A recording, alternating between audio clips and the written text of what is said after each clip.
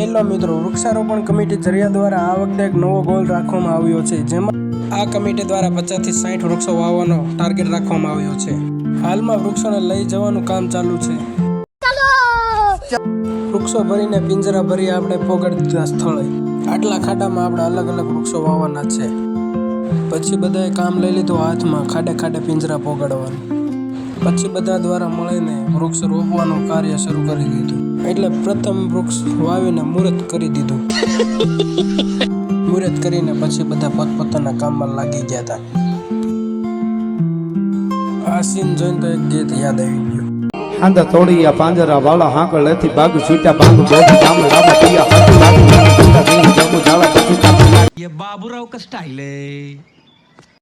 બસ આ વ્લોગમાં આટલું જ. આપણી આઈડી અને નીચે કમેન્ટમાં મેન્શન કરેલી આઈડી બંનેને ફોલો કરતા જજો.